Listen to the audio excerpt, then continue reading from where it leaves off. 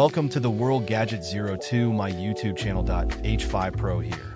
So in this mid-cycle, busiest update for this console generation, we're going to do a quick unboxing, but then also do some size comparisons, some noise tests, talk about various mini sizes that you need to know about this console, and of course, the teardown as well. So let's get started. So real quick, just a size comparison of the product boxes, which does illustrate the size of this console in a very, very surprising manner. Rather unsurprising, you can see from the head-on view, whether it's Pro or Slam, it looks similar top-down. You can see this box is thinner, it's a smaller console, but what's really surprising about the PS5 Pro, you expect this console to be a similar size to the original PS5 series. And that is true to an extent, but my gosh, if you look at the product of the Gen 1 fan model, this box is substantially larger, and that really does extend to the heart and soul of this box, where it's very, very small. It's bigger than a Slam, but less so than the original console. So, let's take a look inside. The box in a box. Right off the top, we have our power cable. We also have our horizontal feet. If we do want to orientate the console in a horizontal position, just bear in mind that if you do plan on buying a disk drive down the road, you're not going to use these. You're going to use the little feet that come with the disk drive set in that box to account for the height difference. Direct hit, decision. Down the other way, we have our USB-C to USB-C cable, also HDMI 2.1 compliant cable, and I would have to safely guess we have a standard DualSense controller over here. Over here, nice, simple, clean. They've made it like 5 revisions now to the DualSense. Just like that, very simple packaging. Sony's pretty mind-blowing packaging for PlayStation 5 generation. And the money's shot. We all enjoyed it. Our PlayStation 5 Pro looking pretty spiffy and a lot lighter than you would expect compared to, again, that standard PlayStation 5 model. That's what you get in the box right there. All you need is your wires, controller, and your little feed if you want to put voice in. Because the Pro, we knew dimension-wise, it was very similar to the Slim, just from basic product shots and some of the real-life photos, which the contention there was that we could swap covers back and forth, which we'll also talk about that in a second. But really, the console is just slightly taller, but in terms of thickness, a little bit thicker. It really is. The sheer volume of the Pro is much less so than the original fat model. The sheer size of this console is what was bothering you. That might be just a little benefit considering you're jumping from this machine over to the Pro. The transition to more renewable energy sources calls for the right tech. Now full-stop PlayStation 5 Slim was still catching a lot of strides at the time for not being slim enough, because it is still the kind of console where, as it stands, with or without the distress, but the footprint, the size of it, is still very large compared to every other proxy that we've had so far. So by proxy, the Pro being a little bit larger than the Slim, it's still a machine where you really have to jump from model to model, the size of it, the real-life version, and everything else. You also have larger databases, a little bit more cute. And last but not least, a Razer Touch one.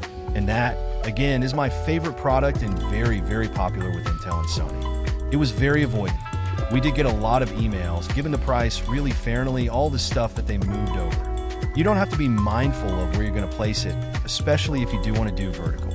In terms of the vertical height, it's very similar to the standard machine, or the original Fatlock, I should say. So you're not really saving that much space per SE. It's still a machine that is large and in charge. Now, as for the console's I/O, very similar to your PS5 Slim in terms of the general layout. So up front, you've got 2 USB-C ports, one of those is Super Speed.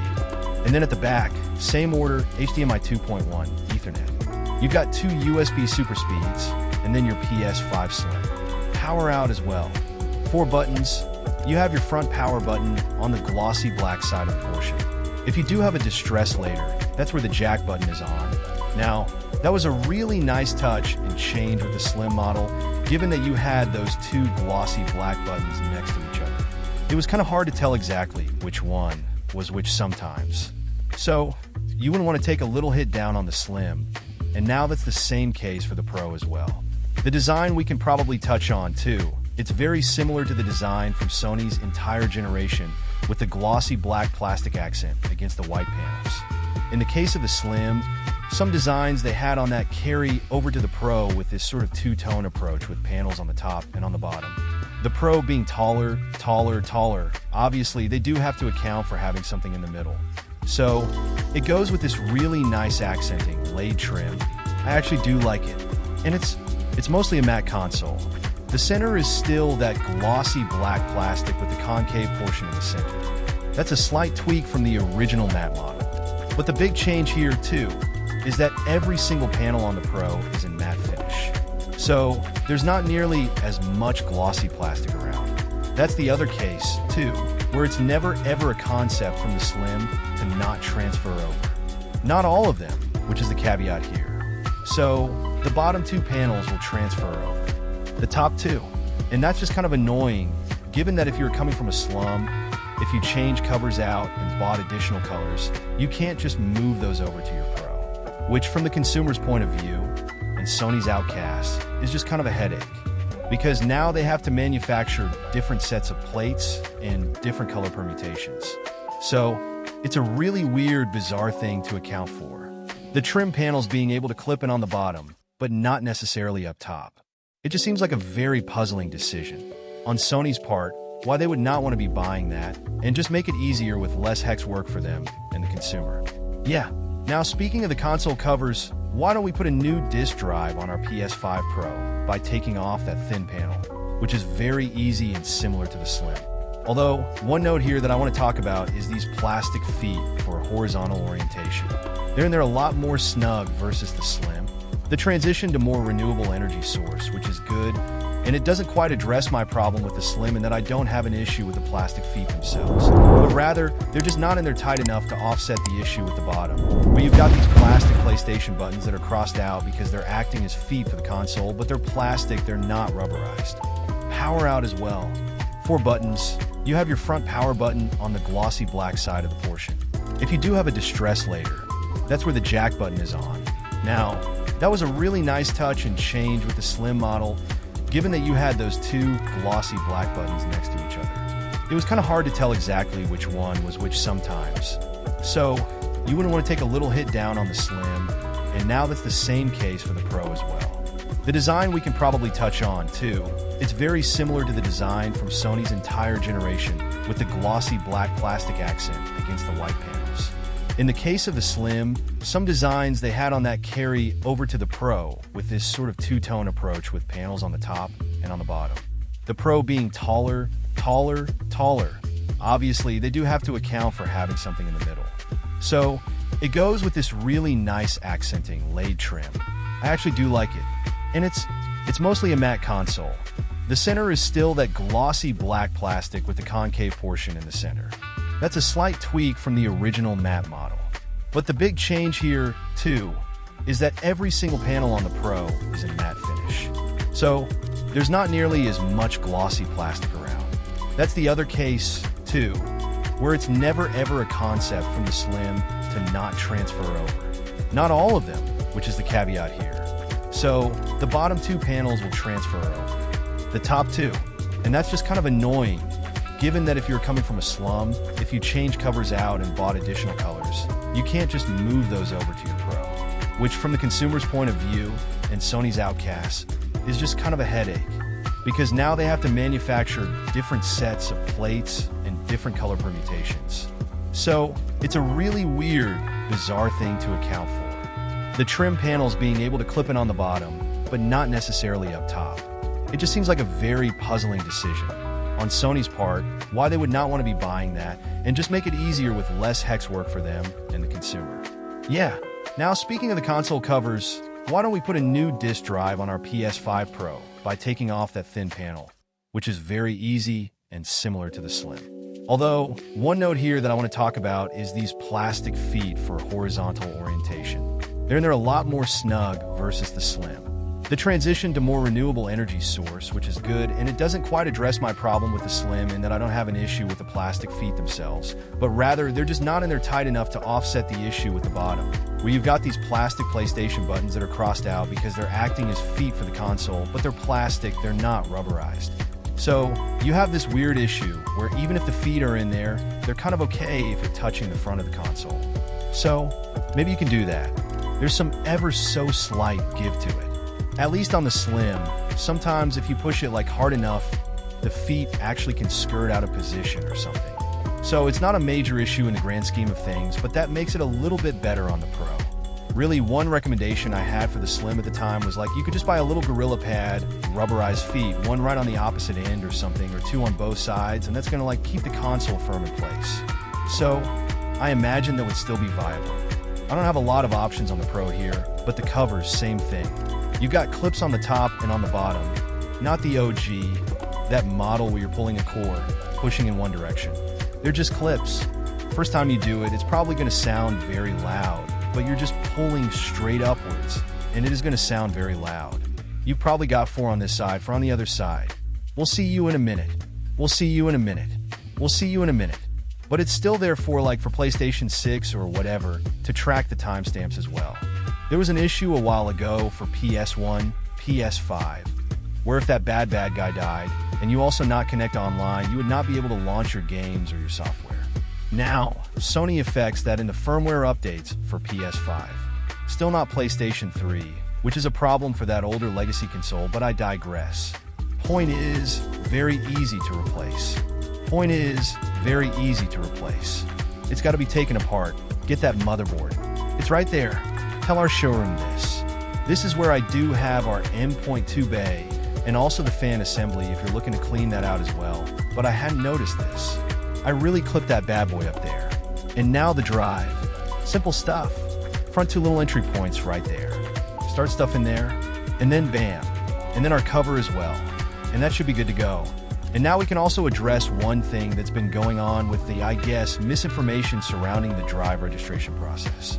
So from what I've tested, a Pro does not do anything different here, but this is still an opportune time to explain how this works. Because disk drives will not function without that one-time online registration.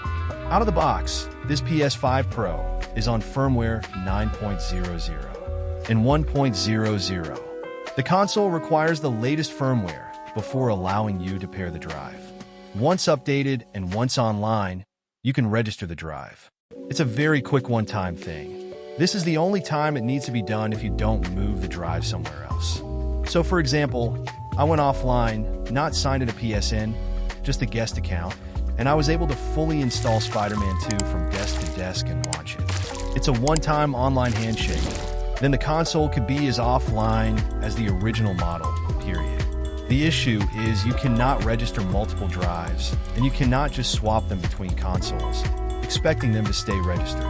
The second you register a drive to a different console, and then try to switch it back to the original, you'll be asked to register it again. Think of it as overriding a single save slot. So let's try this.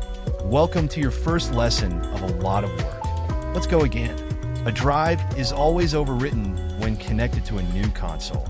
The missing context here is that the drive cannot mount games on its own. It needs decryption keys that the console also will not generate on its own. But your console ID is part of the hash. Basically, we've learned that this is an anti-piracy measure for PS4 and PS5 games because the algorithm used to generate the keys could be cracked if it was on the console. So for the time being, the detachable drive is still pretty narrow in terms of how it can be used. But if you do register once and never remove it, you can copy, install, and play offline. Alright, let's get into the noise test. Since PS5 Pro is using the same disk drive as the Slim model, there's not much that we need to look at here. It's unsurprisingly the same in that it's definitely louder than the original Fat model when inserting and copying or initially reading a disk. But we can still check for coil line, the slight buzzing you may sometimes hear from the power supply when playing a graphically intensive game at a high frame rate. Usually. In the case of PS5 Pro on Spider-Man 2's Performance Pro mode, the coil line was immediately present. The transition to more renewable energy sources calls for. But as always, this is a direct microphone capture with volume increase so you can make it out. In practice, it's similar to the Slim in that the noise was very faint and you have to be very sensitive to the noise or be right near it to make it out. It's definitely not as bad as the original model, but it is still there. Alright, let's talk about this guy right here. The fancy schmancy $2,099 US vertical stand. That does not come with your brand new PlayStation 5 Pro, much like your described console as well, which we're not necessarily here to make a comment on that. It's more for the review portion of the console, but it is still something where you have a vertical stand option if you want to replace the console with a vertical range option. And this is the portion where I do have to be that guy, at least in terms of historical relevancy and what the PlayStation Nation has typically done. You know, almost always, it is a circumstance where they sell the vertical stand, and they've done that for many PlayStation consoles now at this point. So it's never something that was ever guaranteed per se, not to excuse their behavior with this machine. Obviously, it was great that you had a dual-purpose stand on the original CF 1000 series fat model, so that made sense at the time. But in this case, if you want to keep the console in a horizontal orientation, you've got plastic, the vertical, you can buy this. And my opinion has not really changed from the Slim, and that you don't need it. If you have the Destruct now, it does help, obviously, given that it's got plastic rubberized feet on the bottom. So you don't want this to be in a certain stand or something like that. Digital, however, that's where my opinion is slightly different. See, the thing with the digital console is that maybe it's not as pronounced as it was on the 1000 series, but it's still a console that's very, very thin, and it's tall, so it's very, very prone to being knocked over without that rank on the bottom. To keep it planted, it's not as top as that 5000 series, where I would not feel comfortable at all in a vertical orientation with that step stand, but comes with it in this case. It's not as top hedged. It's one of those things where if you're going to do digital, it's vertical. You might want to go out and get the stand it blows, but the very, very minimum is there to protect your investment. And you probably know more than I do. You think you would need this considering kids around or catwalk around or something like that. And the stand is dual purpose, but it has the same one size per sole this can fit on every PlayStation 5 model, Slim, and Projectors Pres 5, Fast Trace Large Konica 5, and also that as well if you do want to swap out the chunky plastic stand for this more sleeker, more profile one, which again looks nice. Just sucks that you would have to buy it or feel the need to buy it if you're doing digital only. But physical, if you have a Distraught, I think you're good. Alright, let's talk about the teardown. This console is using what appears to be a slightly different but close enough 19 blade fan, same size as the one found in the Slim. The general makeup of the board and where things are, it's about the same as well. A handful of things are moved around, but generally, the disassembly felt almost exactly like the Slim. There is definitely more copper piping that is running across the SoC versus the Slim, which is something we caught wind of a few days ago. But it seems like maybe Sony has moved over to a 4 or 5 nanometer process node for the Pro compared to a 6 nanometer process found on the Slim. And sure enough, the die does appear smaller. I think we got a die straight, which, given the expected thermals that Sony has to offset on a Pro, and the size of the console at a glance not being overly large or having some kind of massive coolant overhead like we saw with the OG model, this does explain a lot. That, and it also explains the pricing. As we've discussed, this is a low-volume console for enthusiast buyers. Sony has no pressure to subsidize this console like it's a new generation, but it's instead focused on profit. This is speculation on my part, but perhaps there is a better yield here. There are no major changes in the size of the console compared to the product box. That's helping them price the console the way it is.